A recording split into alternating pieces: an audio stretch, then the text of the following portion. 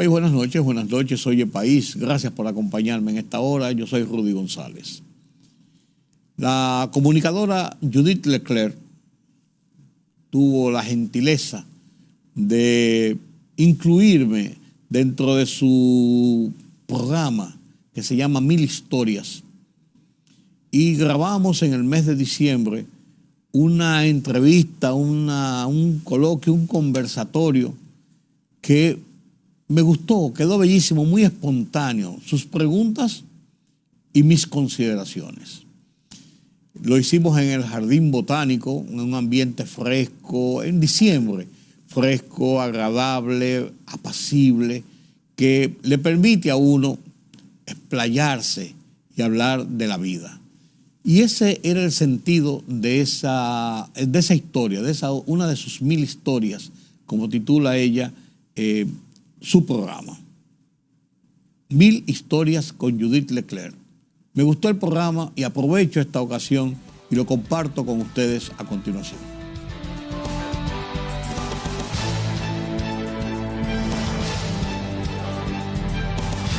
Ha pasado por una cirugía de corazón abierto, pero esto es solo un capítulo más en su gran historia de vida. Rudy González, un periodista dominicano que cubrió las elecciones desde 1970, con una trayectoria profesional de 50 años en el periodismo dominicano, nos concedió el honor de contar su gran historia en 1000 Historias. Soy Judith Leclerc, que nadie hable de imposibles. Estamos aquí en un ambiente maravilloso con un invitado muy especial, un decano del periodismo en República Dominicana, un hombre de valores firmes. Me refiero a Rudy González. Bienvenido a 1000 Historias. Gracias, Judith, gracias. Para mí es un privilegio estar contigo, y te digo por qué es un privilegio, porque es difícil entrevistar a un periodista. Sí, muy. Es difícil. Y yo, como lo que hago es entrevistar todos los días, uno ve con quién va a conversar. Y me gusta tu estilo de conversación, de llegar a lo que es lo común, a lo que es lo normal, a lo que es la vida. Sí es. Y yo estoy viviendo una etapa de saber lo que es la vida. Porque el episodio que yo tuve hace pocos meses me dijo, la vida es diferente. Y ya con estos años que tengo que gozar la vida. Ese episodio al que usted se refiere es un episodio de salud, sí, donde uno aprende a valorar todavía mucho más las pequeñas cosas. Así es. ¿Qué le enseñó ese episodio de salud, que fue una cirugía de corazón abierto? Claro. Mira, yo nunca en mi vida había estado en una clínica. Yo cuando chiquito no me rompieron un brazo, no me operaron del apéndice. Yo fui un muchacho tranquilo, bien, y como todos los muchachos, pero tranquilo. Y siempre he sido muy sano y de buenas a primeras me voy a hacer mi chequeo regular y me encuentro que tengo algunas venas tapadas. Y me comienzan a hacer estudios y decidieron hacerme una operación. Y cuando me dijeron esto yo pensé, pero Dios mío, ¿pero qué pasó? A mí nunca me ha pasado nada. Cuando te dicen operación de corazón abierto, eso como que constriña a cualquiera, ¿eh? Sí. Y yo no fui el menos. Pasó la operación. Y cuando estaba en cuidados intensivos después de la operación, que me lo pasé leyendo en cuidados intensivos, fue una operación, yo lo cogí de chercha, por así decirlo. Cuando estaba en cuidados intensivos, yo hice una retrospectiva de mi vida y pensé lo siguiente. Yo pude, como me dijo uno de los médicos, tú pudiste haber salido ahí a esa puerta y te pudiste haber caído y te mueres porque se te bloqueó completamente una de esas arterias y ponemos muerte súbita.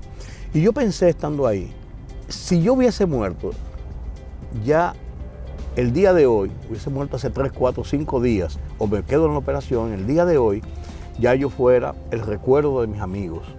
Ahora, ¿qué he hecho yo para que esos amigos tengan ese recuerdo mío?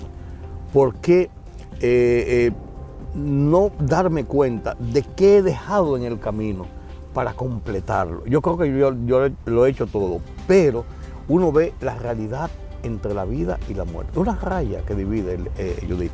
Es una cosa tan sencilla, pero uno entiende, he vivido bien, he servido a la sociedad, he servido a mi familia, a mis amigos.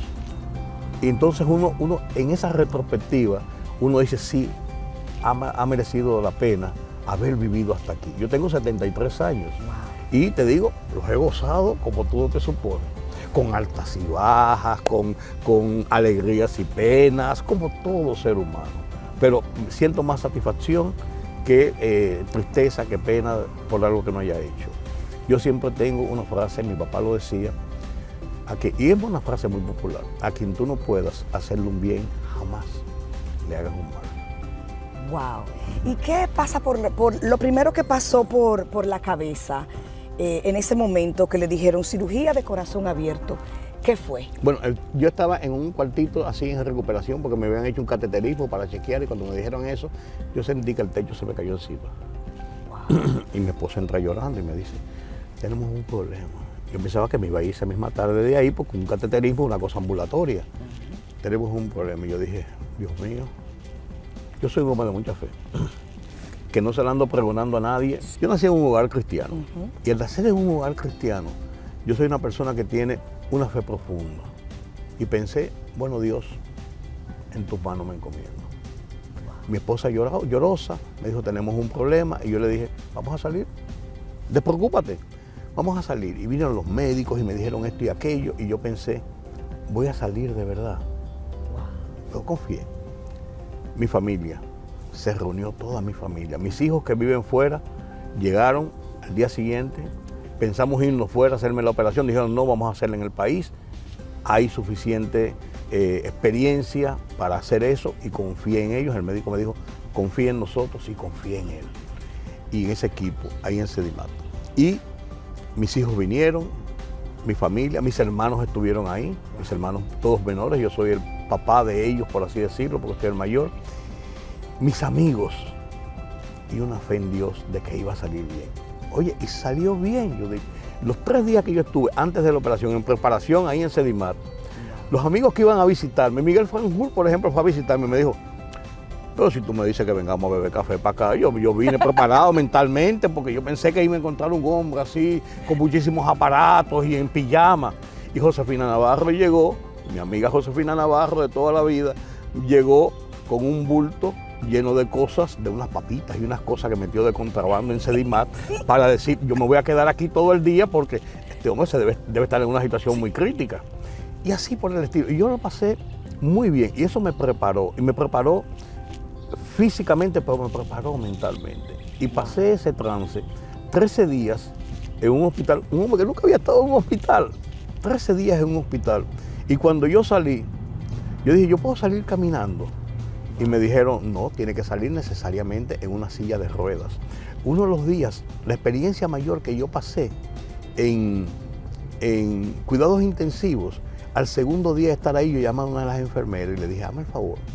Y como son habitaciones, los cuidados intensivos de Sedimat son habitaciones, no una sala común, le dije, tú me puedes parar y llevarme a esa ventana, una ventana que estaba a 8 metros o 10 metros. Yo lo hice como en 15 minutos. Caminando hacia el pasillo. Wow. Y cuando me paré en la ventana y miré hacia afuera, la enfermera fue y se paró y me dijo, ¿y qué usted está mirando? Digo yo, esas son las luces, las torres de las luces del Estadio Quisqueya y 5 camiones de esos que reparten agua. Y me dice, pues ¿qué usted ve en eso? La vida. Wow. Esa es la vida. Y dije, ratifiqué mi convicción de vivir.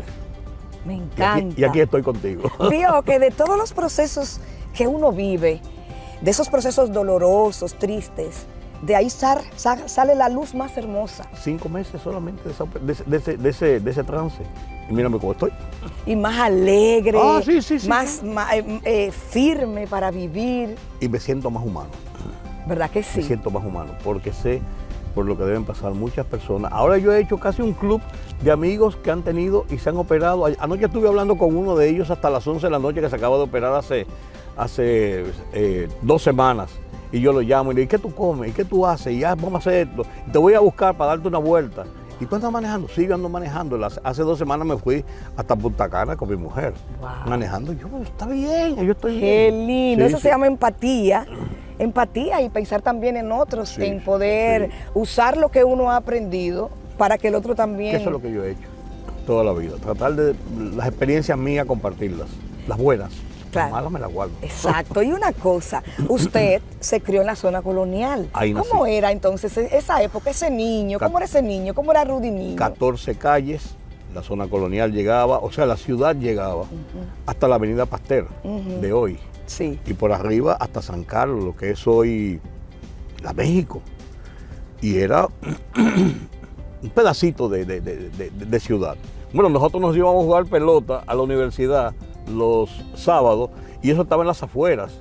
Y como le decían matahambre a esa zona, porque habían tantos árboles de mangos, cajuiles, limoncillos, y nosotros veníamos con sacos llenos de eso, porque se perdían, le decían matahambre por eso.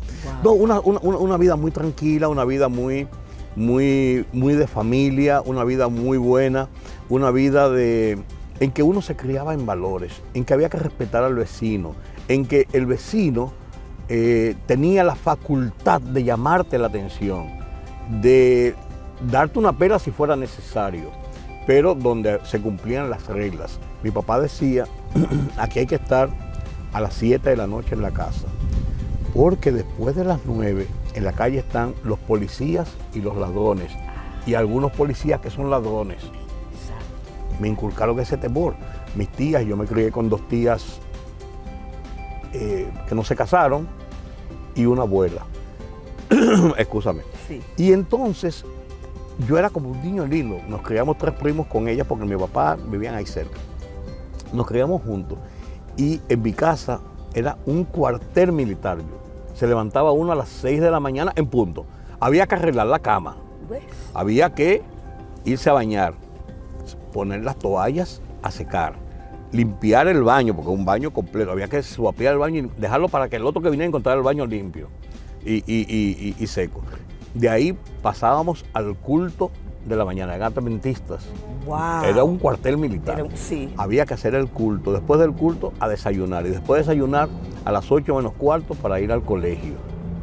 Veníamos del colegio a las 12 del día, se ponía la mesa y el que no almorzaba junto, cuando se levantaba la mesa se quedaba sin almorzar. Me encanta. A las 2:30 de la tarde a la biblioteca que está en el Parquecito Duarte. Qué pena lo que ha pasado en el Parquecito Duarte, ahí de la zona colonial, en la Padre Bellín, esquina Duarte, con este lío que se armó los otros días. Ahí la biblioteca frente al convento de los dominicos, a estudiar todos los días ahí, a comer las cosas. A las 5 de la tarde volvíamos, ya después de haber estudiado, la cena, a bañarse, la cena, acostarse todo el mundo. El culto de la tarde y acostarse. Es una vida. Wow. Los fines de semana entonces ya habían algunas libertades, pero una vida de familia, de amigos, de compañeros, de convivencia, es una vida diferente. Wow. ¿Y qué usted leía? Porque usted me dice que cuando lo operaron de corazón abierto, se puso a leer, que también lo llevaban a las bibliotecas de la zona colonial. ¿Qué leía en ese entonces y cómo aprendió a amar la lectura? Desde muy pequeño en mi casa se leía.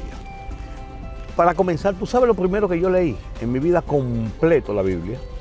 ¡Wow! Había un proceso, había un mecanismo de leer la Biblia en un año.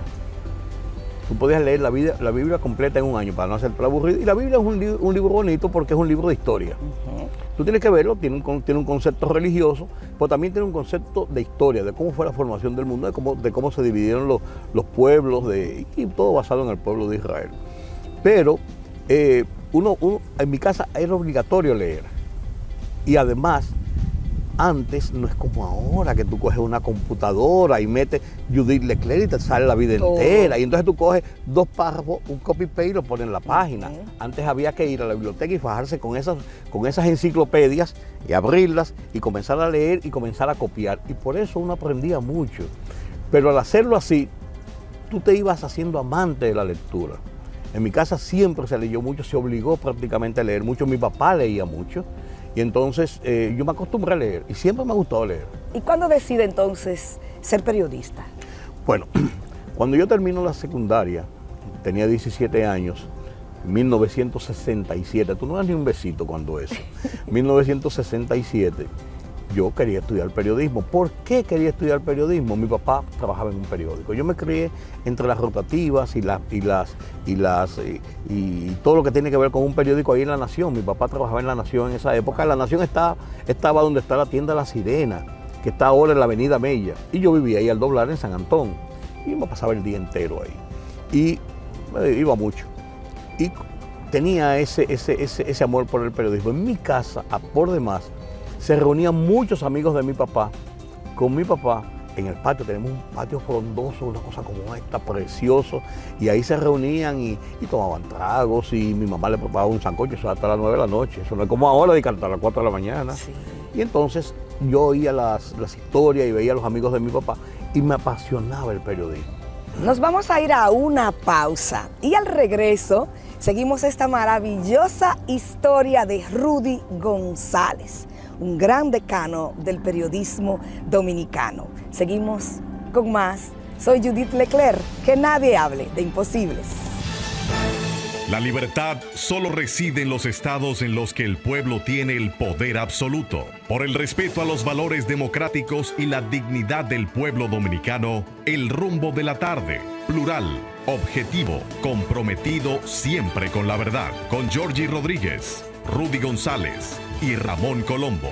Los poderosos ya están en el aire.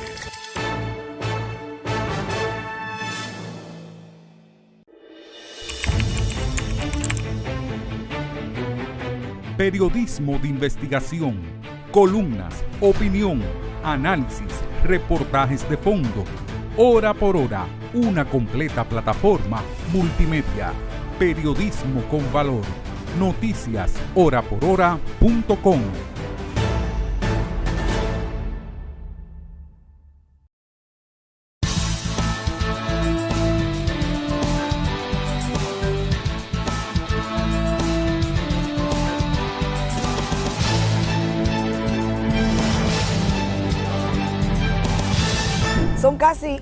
Son casi no, 50 y pico de años, 56. 56 años en el periodismo. Eso se dice muy fácil, pero es una carrera muy sacrificada. Nos quedamos en el bloque anterior en que en la UAS se podía comer inclusive con 25 centavos. Y buena comida, y buena comida. Digo, de ahí yo salía bobito, sí, por así decirlo. Sí. En la UAS yo tuve una experiencia muy interesante. Mira, por las cosas de la vida, yo nunca he sido político, nunca he participado, no he sido político en el sentido de haber participado en actividad política partidista, de ser miembro de un partido, de grupos de un partido. Tengo mi preferencia como todo el mundo y las discuto, pero mi especialidad en el periodismo fue la cobertura política. E increíblemente yo pasé por la Universidad Autónoma de Santo Domingo entre el 68 y el 72 en la lucha del $500,000. Wow. Se estaba peleando por $500,000 mensual para la universidad. $500,000 de pesos, 500,000 pesos, y hoy son 400 millones de pesos el presupuesto. Y iban a las aulas universitarias y estaban los grupos, había mucha beligerancia política. Nunca participé. Nunca me picó la política. Al contrario, tuve algunos problemas con algunas gentes, con algunos grupos, que después fueron mis amigos y gente que estaba muy radicalizada, principalmente gente de la izquierda. Yo tengo un pensamiento de gente de derecha, me gusta, creo en la democracia, discuto a veces de ese tema entre izquierda y derecha, sí, pero no soy un radical, no soy un radical. Para colmo, en el 69, por una de esas cosas del destino y también de mi formación con Cuchito Álvarez, yo paso a trabajar con una agencia de noticias norteamericana, con Associated Press. Wow. Porque Cuchito me puso a que Robert B. Reyes, uno de los grandes veteranos del periodismo, que venía mucho a República Dominicana, lo asistiera, porque él no podía asistirlo. Cuchito era el corresponsal de la AP, para que lo asistiera y lo ayudara en algunas cosas. Yo lo ayudé. Wow. En esas cosas, y después Cuchito se fue retirando y me fue dejando la agencia a mí y ellos me contrataron para eso. ¿Qué pasa? Robert B. Reyes cae en el 73 como el hombre que trabajaba como doble agente, además de ser periodista y corresponsal para América Latina de Associated Press, era agente de la CIA, y lo involucran en el golpe de Estado de Salvador Allende, el golpe de Estado y muerte de Salvador Allende en Chile. Él trabajaba también para una compañía que es All American, no era All American Cable, sino ITT, International Telegraph and Telephone. La ITT, que era una dependencia de la CIA, decían. Entonces, a mí me tipificaron inmediatamente esos grupos comunistas de ser agente de la CIA. Ay. Y desde siempre, bueno, mucha gente entiende que yo siempre fui un agente de la CIA. ¿En serio? Sí. Y yo no se lo desmiento a nadie. No se lo desmiento a nadie porque eso no se desmiente, porque la gente no te lo cree, que tiene un concepto de ti, dice que tú eres esto, que... Sí. Ay, mira, está negándolo, pero... Esas son fábulas que se van tejiendo. Entonces yo se lo dejo. Entonces yo trabajé con Associated Press 22 años y en la universidad tuve algunos encontronazos con esos grupos de izquierda. Me acuerdo una vez que un grupo del Pacoredo, ahí en plena alma mater, saliendo de la puerta ahí, yo estaba haciendo un trabajo, un reportaje, me dieron una tanda de golpes, me rompieron la cámara, me rompieron el poloche que yo tenía.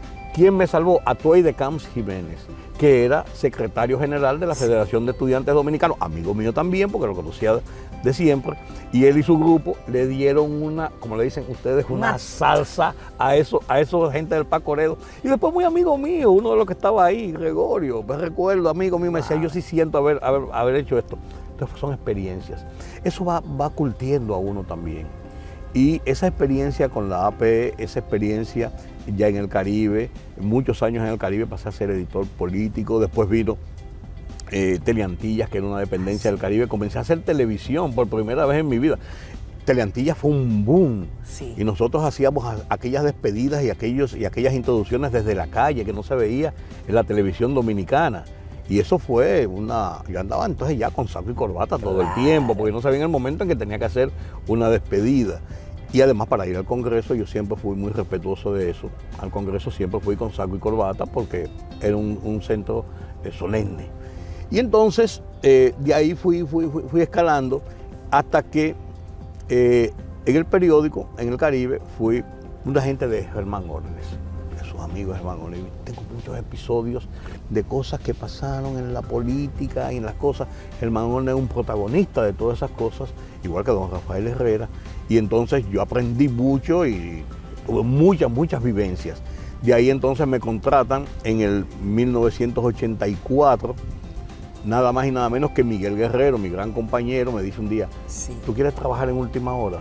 Aníbal de Castro me dijo que le ayudara a conseguir un buen periodista para que fuera jefe de redacción y su director de Última Hora, porque tiene un problema ya y necesita un periodista. Y yo, encantado, me reúno con Aníbal de Castro y eso fue un lío para yo salir del Caribe que tú no te supones.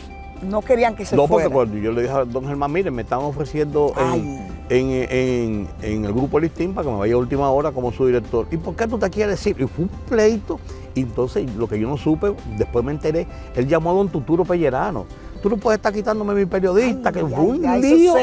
Y me dijo, tú no te puedes ir. Y yo le dije, pues don Germán, déme la oportunidad de yo probar. Pues tú, es un problema de salario, ¿qué es lo que te pasa? No, que yo quiero probar, quiero tener la oportunidad. Hasta que finalmente, ¿tú sabes cómo me fui? Después de discutir todo esto, yo tuve que hacer un mes de trabajo en el Caribe, al tiempo de hacer un mes de trabajo en Última Hora. Yo me iba a Última Hora y llegaba a las 6 de la mañana, salía a las 2 de la tarde cuando terminaba la edición y a las 4 de la tarde estaba en el Caribe entrenando a una gente para que fuera editor político y entrenando a una gente para que fuera editor internacional, porque yo trabajaba también los asuntos internacionales del periódico. O sea, tenía una jornada doble. En el Caribe no me la pagaban, en Última Hora me pagaban y ya tuve un sueldito mejor. No, y Última Hora tuvo una época gloriosa. Última Hora, ¿tú lo leíste en Última Hora? ¿Tú no leíste Última Hora? ¿Qué falta hace? Claro. Hace ese periodismo. Hicimos un trabajo muy bueno en Última Hora. Cuando yo llegué a Última Hora, tengo que reconocerlo, Última Hora ya tenía su fisonomía propia. Era un gran periódico, un periódico diferente, un periódico vespertino, que era un periódico de combate, de noticias calientes. Y entonces Última Hora se caracterizaba porque tenía un grupo de periodistas, analistas muy buenos. Guarionet Rosa, el mismo Aníbal de Castro, César Medina, un grupo muy bueno de profesionales, Juan Bolívar Díaz, que hacían más artículos en profundidad que realmente el periodismo cotidiano que también se hacía. Y yo encontré eso. Cuando yo asumí la dirección del periódico, después de la crisis del 92, que yo asumí la dirección del periódico, entonces yo seguí eso mismo. Y conformé mi equipo, pero seguí eso mismo. Y casi todos se quedaron conmigo. Es tan así. Y yo hice un trabajo del que yo me siento orgulloso en Última Hora. Ninguna de la gente, ninguna de la gente que trabajó conmigo en Última Hora, que fueron mucha gente y muchos que yo formé, te puede decir hoy que yo fui gruñón, sí. Exigente, sí. Pero yo echaba 4 San Antonio porque ese periódico había que sacarlo a las 12. Pero a la 1 de la tarde me sentaba arriba en un escritorio. ¿Qué fue lo que pasó hoy? Y me sentaba y lo discutíamos. Éramos una familia. Tanto es así que hoy, 20 años después de haber cerrado Última Hora, que lo cerró el gobierno de Hipólito Mejía, cuando la ocupación con el caso Baninter, un grupo, se llama Excompañeros de Última Hora, está conformando un grupo para reunirnos con motivo el año que viene del aniversario de Última Hora, 16 de marzo. Y ya se han anotado nada más y nada menos que 72. Porque yo dije, ahí van a ir, sí, los excompañeros, ahí están todos. Y muchos que trabajan en otros sitios. Y me dicen, yo dije, no se puede quedar nadie. Yo dije, la única condición que yo pongo es que no se quede nadie. Yo siempre he tenido el concepto de que el mensajero es tan importante como el periodista, porque si él no te lleva el papel ahí atrás, no llega la información ahí atrás. El fotógrafo, la gente que trabaja en diseño, la telefonista, o sea, todo es un equipo, es un conjunto. Y para mí todos éramos iguales en ese sentido. Yo tengo dicen que yo soy muy carismático con eso, pero era mi equipo. Era mi equipo. Y cuando a veces me ven en la calle y me dicen, jefe, yo le digo, jefe, no. Los otros días me encontré con una persona que dijo, ese fue mi primer jefe. Y una persona y yo le dije, yo no fui tu jefe, yo fui tu compañero de trabajo. Yo tenía una posición y tú tenías otra. Y si tú no tienes esa posición, yo no puedo hacer mi posición de jefe. Seamos compañeros de trabajo.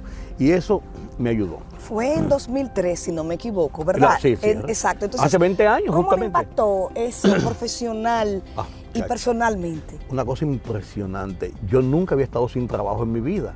Y de buenas a primeras, de la noche, de la mañana, cuando llegó esta gente y ocupó el periódico, y Miguel Franjul y yo decidimos salir del periódico. Lo que pasó fue que dijeron, no, estamos cancelando, la nueva gente que llega, estamos cancelando a Miguel Franjul y vamos a poner a fulano de tal. Pues yo renuncio. Yo no acepto eso, yo no trabajo en un medio intervenido por el gobierno. Y salimos Miguel Franjul y yo, hay una foto famosa, tú la estás viendo ahí, una foto famosa, Miguel Franjul y yo con el cuadro de don Rafael Herrera saliendo por las puertas del listín.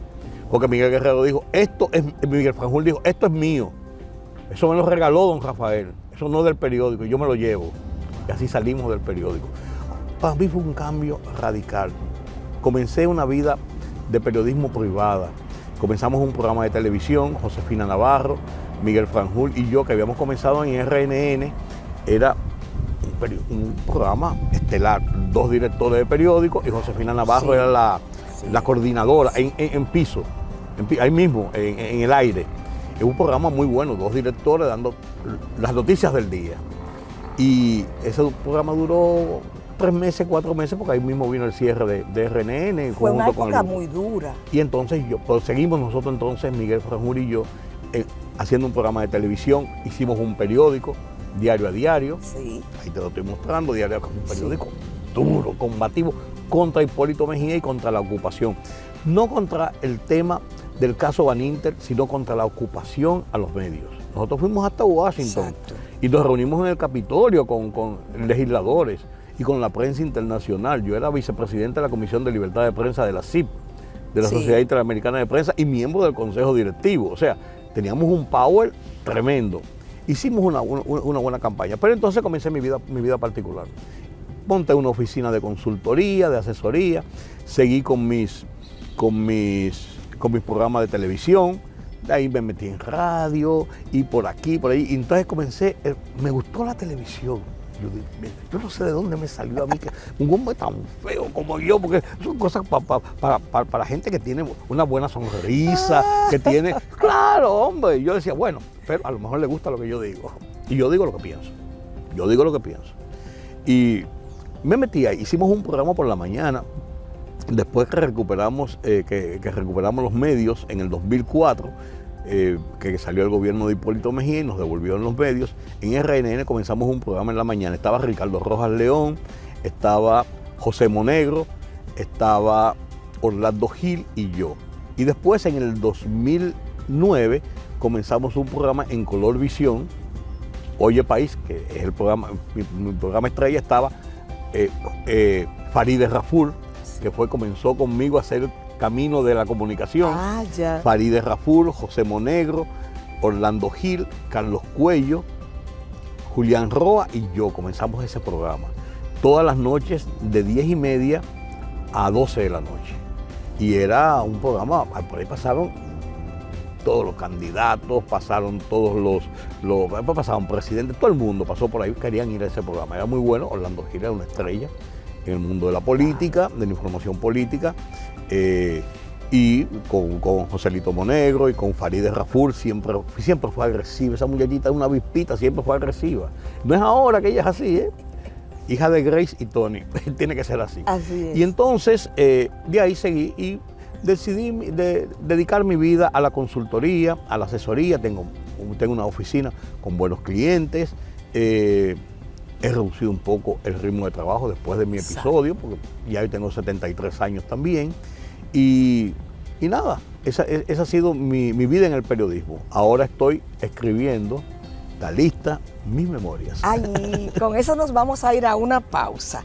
Y al regreso, entonces, venimos con ese tema fascinante de estas memorias de Rudy González, que vienen muy pronto, el año próximo, seguro. ¿Antes? Ay, ¿antes? Antes, Ay, están listas. Bueno, esto es Mil Historias, que nadie hable de imposibles. La libertad solo reside en los estados en los que el pueblo tiene el poder absoluto. Por el respeto a los valores democráticos y la dignidad del pueblo dominicano, el rumbo de la tarde, plural, objetivo, comprometido siempre con la verdad. Con Georgie Rodríguez, Rudy González y Ramón Colombo. Los poderosos ya están en el aire.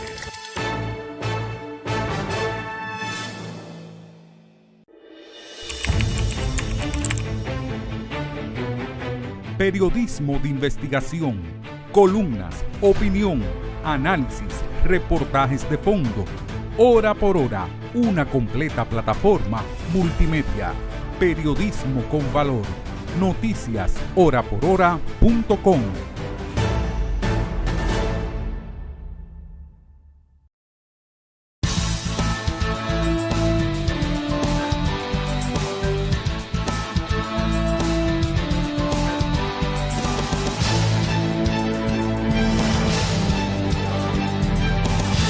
Al mencionar que está escribiendo sus memorias, ¿podría entonces compartir con nosotros algún dato sorprendente o alguna anécdota increíble que tenga ahí en el libro? Mira, las memorias mías pueden ser aburridas. No me digas, Pueden yo ser no creo. aburridas porque es la vida de una persona. Así. No, pero yo lo que estoy haciendo con esto, la idea de escribir estas memorias, pues yo tengo unos libros ya escritos sobre mis editoriales en Última Hora, sobre mis columnas en el Listín Diario y en el periódico El Caribe, tengo varios tomos, eso es otra cosa. ¿Qué yo pensé en las memorias? A propósito de lo que está pasando con el periodismo. Sí. Ese periodismo nuevo, basado en no hay una investigación, pocos programas hacen una investigación, pocos periodistas analizan y hacen una investigación, son inmediatistas, son lo que dice el internet, lo que dicen las redes sociales, buscando likes. Entonces hay como un periodismo como tan vacío en sentido general. Hay buenos todavía exponentes del periodismo. Entonces, muchos muchachos jóvenes. Los otros días yo estaba en una reunión, algo, y alguien me preguntó, ¿cómo es el nombre suyo, señor?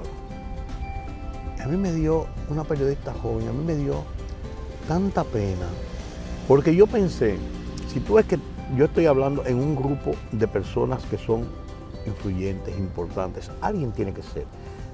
Sé inteligente. Pregúntale, ¿quién es ese señor que tiene la chacabana blanca? Y te van a decir, no, ese es Rudy González, un periodista que fue. Sí. Fue periodista. Sí. Pero me di cuenta, eso me impactó y me di cuenta de que esa historia del periodismo en República Dominicana se está perdiendo, que comenzó una historia muy bonita, una historia de muchas luchas. Y sacrificio. Claro, con la caída de la dictadura. O sea, comenzó con el mismo proceso democrático que estamos viviendo. Y con virtudes o defectos en República Dominicana se respeta la libertad de prensa.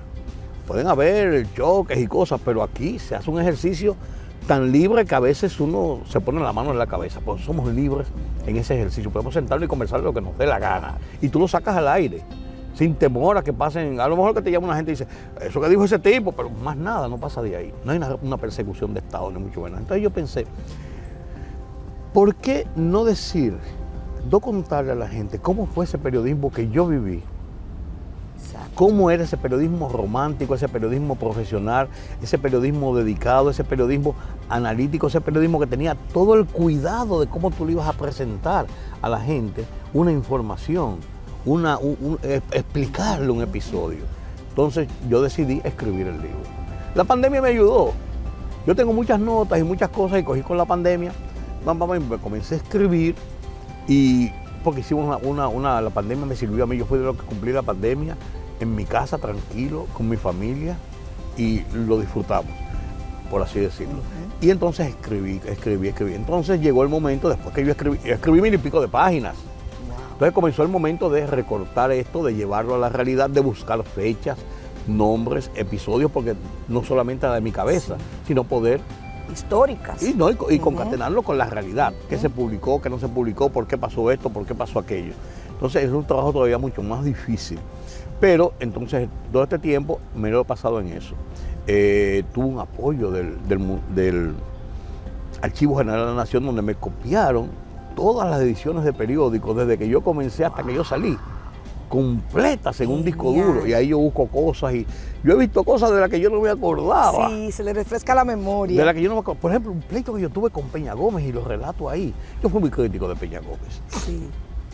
Y yo publiqué en mi columna 3 a la semana, salían martes, jueves y sábado.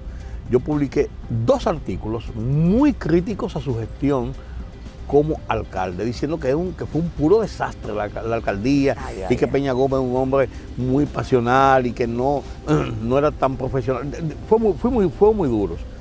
Y Peña Gómez le mandó, yo todavía era subdirector del periódico, le mandó una carta a Aníbal de Castro, que era el director, de 13 páginas para contestar 2 artículos, 2 columnas mías. ¿Qué decía? Y comenzaba diciendo, tú sabrás lo que yo... Pues estaba diciendo, su muy reformista jefe de redacción y su director, y por ahí comenzaba la carta.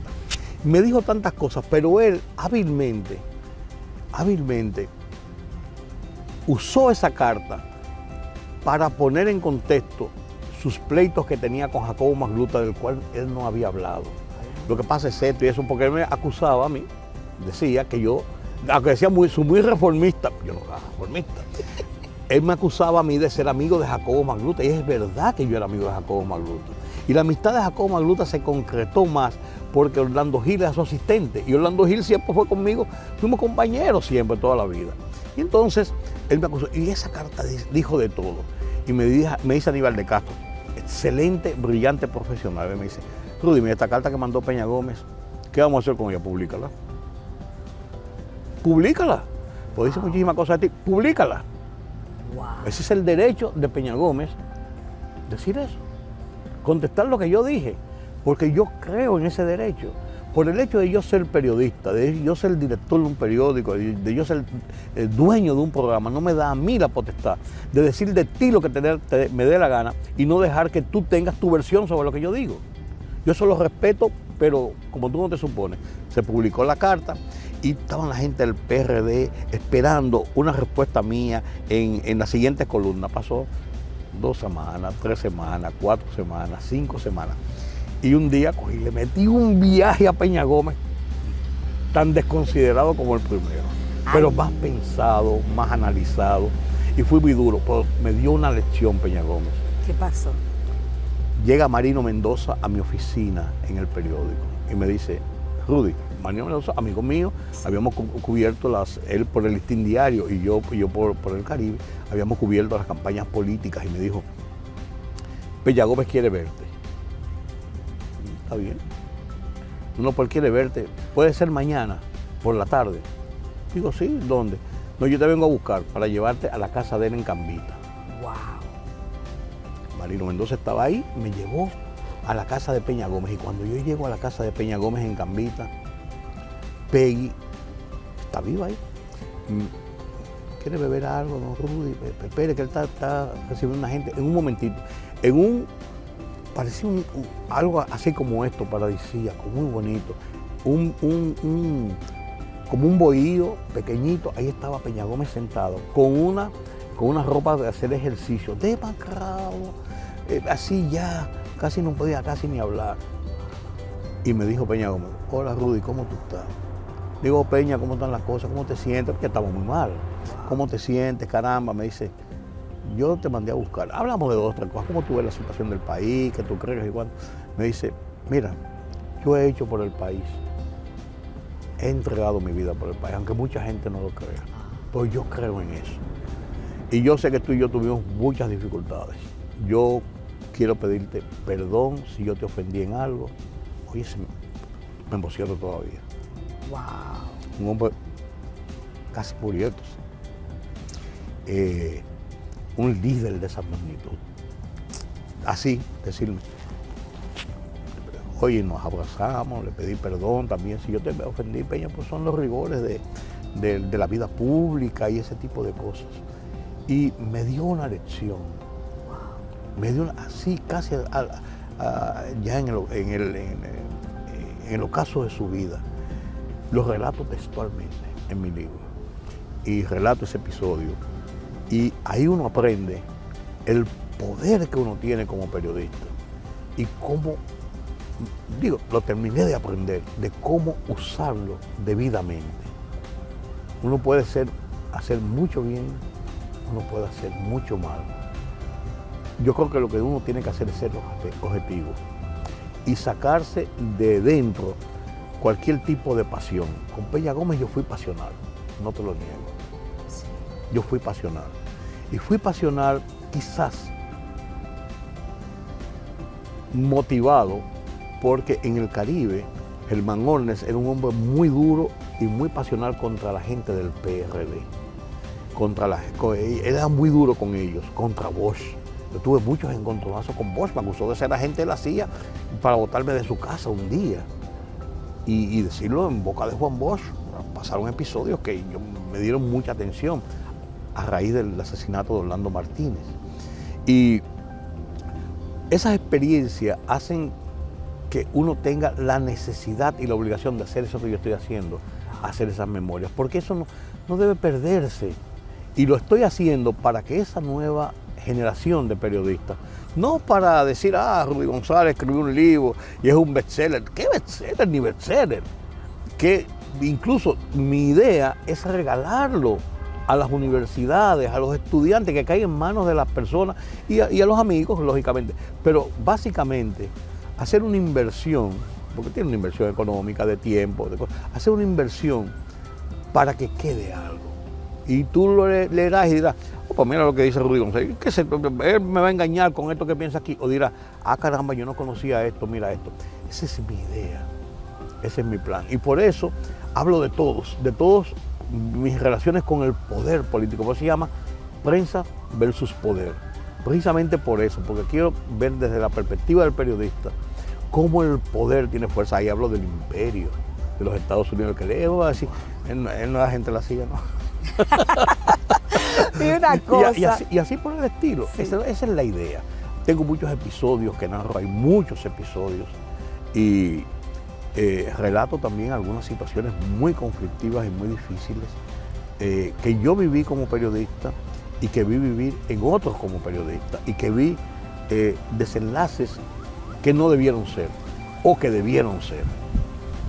A mi forma de ver las cosas, a mi interpretación, que no será quizás la verdad absoluta, pero es mi visión. Y quiero preguntarle sobre el perdón. Ese perdón que usted vivió en ese momento, ¿cómo durmió esa noche? Si te digo la verdad, bien.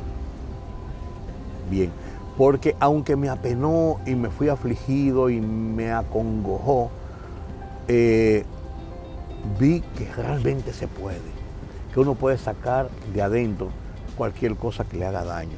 Y además que otra persona que entiende que tú puedes haberle hecho algún daño, haber tenido alguna situación que lo haya enojado, que pueda sentirse con la satisfacción de que eso no tuvo una mayor consecuencia, que le hiciera más daño. Y eso dormí bien. Tanto es así que después, 2 periodistas más, lo relato en mi libro, Peña Gómez le dijo que él quería hablar con ellos. Él hizo ese periplo con varios periodistas. Sí, yo estaba ahí. Wow. Y era testigo de esa reunión. Dicen que el perdón es liberador. Así, y yo lo creo. Yo lo viví. Es Sí, maravilloso el perdón. Uno no sabe el poder del perdón. Es hermoso porque, y más cuando viene del corazón. 3 semanas después de ese episodio murió Peña Gómez. Wow. Yo cubrí ese suceso, fue muy triste. Muy triste. Y mucha gente, incluyéndome, descubrimos lo grande que era ese hombre, que mucha gente nos mintió sobre él y le creímos. Y era un hombre grande y humilde y bueno. Lo que pasa también, Judith, que a veces no nos damos cuenta de la gente que tenemos, de la calidad de la gente que tenemos, de la valía de la gente que tenemos, hasta que después nos mueren y pasa una retrospectiva. Mientras los tenemos ahí, lo sabemos, pero como que no. Exacto. Eso es una condición humana, ¿eh? No solamente, eso pasa. Eso pasa. Y de su historia, de las historias que usted cubrió, ¿cuál fue la más significativa de todas? La que más lección le dejó, aparte de esa. ¿O la más difícil? Bueno, yo estuve en Nicaragua como corresponsal de Associated Press. Me mandaron a Nicaragua a cubrir el final de Somoza. Y yo estuve en el Hotel Intercontinental cuando mataron a Bill Stewart, el periodista norteamericano de ABC, que fue lo que dio motivo a que los norteamericanos intervinieran y definitivamente acabaran con el régimen de Somoza. Fueron días muy duros y muy tensos. Y cuando ocurrió aquello, todos pensábamos que a cualquiera de nosotros podía morir. Y yo decía, ¿qué hago aquí? Wow. ¿Qué hago aquí? Pues estaba ahí. Esa fue una gran experiencia y además era todavía mi época casi de formación mucho más recia, mucho más profesional. Yo he entrevistado mucha gente importante. Recuerdo una entrevista que hice con Raúl Cedrás. Wow. En Haití. Me fui con Ricardo Rojas León y entrevistamos a este hombre que no había dado una entrevista para nadie. Tenía como 4, 5, 6 meses en el poder después de haberle dado el golpe de Estado a Jean Beltrán Aristide. Y me ofreció una entrevista. Y conversamos y conversamos. Y cuando yo publiqué esa entrevista aquí en Última Hora, a doble página, varios días, causó un revuelo, que cómo era posible que yo estaba exaltando a este golpista. Hablé de lo que él me dijo y fue una entrevista que incluso para evitar cualquier cosa, después yo escribí un par de columnas sobre mis interpretaciones del tema, usé mucho la técnica de preguntas y respuestas. Una introducción y preguntas. Yo pregunté esto y él contestó esto. Para evitar que las interpretaciones pudieran llevar a un morbo.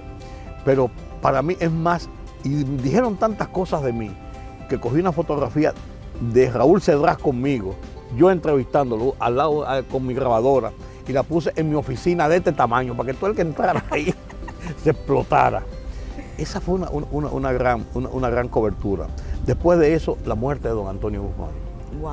A mí me llamaron en la noche del suicidio de don Antonio, me mandó don Germán Ornes, me llamaron a mi casa. Yo acababa de llegar de Estados Unidos de viaje de vacaciones y me llamaron que fuera a Palacio, que había una situación en Palacio y que fuera a representar a don Germán Ornes. Y cuando yo llegué allí a Palacio, no puede entrar por aquí. Entramos por la puerta de adelante, por la Moisés García. No, es por la puerta de allá atrás. Ahí estaba llegando don Rafael Herrera también. Cuando llegamos a la puerta de atrás, un oficial, capitán joven, correcto hasta lo último. Yo jamás supe cómo se llamaba. Don Rafael Herrera, sí, pase. Yo soy Rudy González, que no está en esta lista. No, yo vengo por don Germán Ornes. Esta lista usted no está. Y le dice a don Rafael, no, ese es uno de los muchachos de Germán, ese es uno de los muchachos de Germán. Si él te dice que viene por Germán, lo siento, pero yo no puedo dejarlo pasar. Tipo firme. Y ahí don Rafael Herrera entra y vino Stormy Reynoso, asistente de Jacobo, a buscarme. Sí, para que lo dejen entrar. En ese episodio que yo estuve ahí llegó Lorenzo Sánchez Baret con un fusil FAL en las manos, que era subsecretario administrativo de la presidencia. Yo voy a entrar. El oficial le dijo, usted no puede entrar. ¿Usted sabe quién soy yo? Yo sé quién es usted, licenciado. Pero yo voy para adentro. Usted no puede entrar. Dijo aquella frase, a mí nadie me va a agarrar asando batata. Baje el arma. Baje el arma. No, baje el arma, por favor, y retírese. Y llegó un carro con un general. El general Rudy González, fulano de tal. Usted no es del Estado Mayor, no puede pasar. Es un general que le está hablando.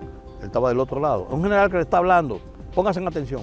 Muy respetuosamente, señor, no puede pasar. Tipo firme, pero yo no había visto un militar tan firme. Wow. Capitán, jovencito de academia. Cuando yo entro, me siento con Jacobo, amigo, y entonces en un momento se hace así y se entreabre, estaba en el antedespacho, se abre la puerta del despacho porque entra una gente y sale otra. Y yo veo adentro como 8 jefes militares, entre ellos Inver Barrera con una metralleta terciada en el hombro. Yo digo, ¿qué está pasando? Dios mío, le pregunto a Jacobo. No, que Antonio se pegó un tiro y lo están operando en el Marión, qué sé yo. Pero es verdad que se pegó un tiro o mataron al presidente. Y ahí tuvimos un rato hablando y conversando y me contó una serie de cosas, digo algunas y armo el escenario en el libro mío. Pero esa fue una noche terrible, amanecimos ahí, eran como las 1 de la mañana, hasta que como a las 4:30, a las 5 de la mañana, Stormy Reynoso, que era el que entraba, Jacobo nunca entró al despacho, se fumó un cigarrillo tras otro. Y uno hablando con él, ya comenzaron a llegar otros periodistas, otros directores de periódicos. En un momento estuvimos don Rafael y yo por muchos ratos solo con Jacobo y nos contó muchas cosas, algunas de las que yo relato. Y entonces Stormy sale con una cara muy seria y le dice a Jacobo, murió don Antonio. Rápidamente Stormy llama a Comas, el coronel de Jacobo, que era el vicepresidente, que fuera a la oficina y trajera el traje negro. Jacobo estaba en camisa, que trajera el traje negro, se metió en un bañito ahí, se cambió y salió a esperar la juramentación. Wow. A las 6 de la mañana, saliendo el sol, llegó Néstor Contín Aybar, presidente de la Suprema Corte de Justicia, y juramenta a Jacobo Masluta como nuevo presidente de la República.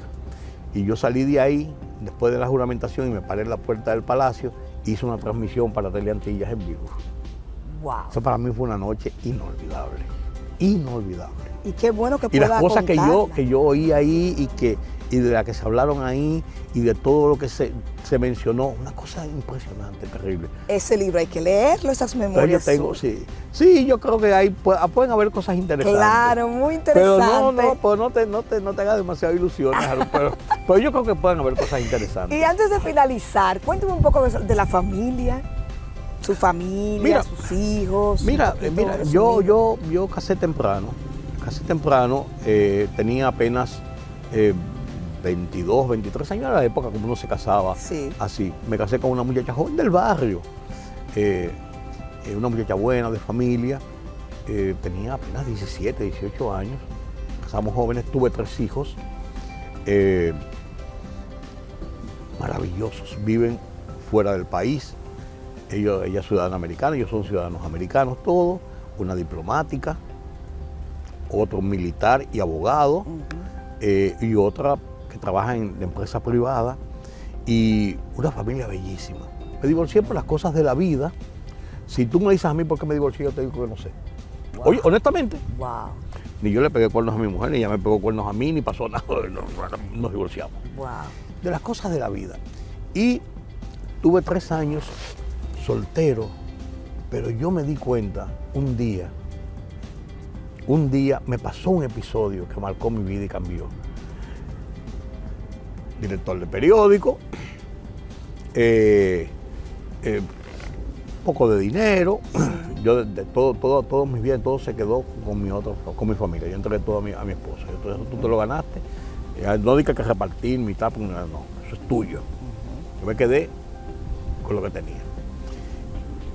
Director de periódico, llegó un día de última hora, sí. A las 2 de la tarde, almorcé. Para mí lo más grave del mundo es almorzar solo. Sí, es Es triste. almorzar solo todos los días, es una tristeza para mí.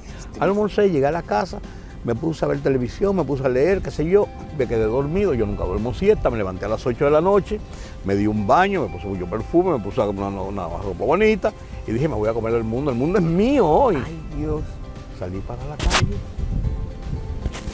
di una vuelta en mi jipeta y me paré, recuerdo como hoy, en la Abraham Lincoln con Roberto Pastoriza frente a la bolera. Estaba el semáforo en rojo. Había llamado a todos mis amigos y ninguno aparecía. Y unos que aparecieron, que un amigo precisamente de la embajada americana me dijeron, no, nosotros estamos en casa de fulano, pero ya nos vamos. Yo dije, pues ya terminaron los cines, son las 10 de la noche. Wow. ¿Y qué yo voy a hacer? Pues yo soy un hombre infeliz. Oye, Judith, yo soy un hombre infeliz. Dije, no, yo voy a formar mi familia de nuevo.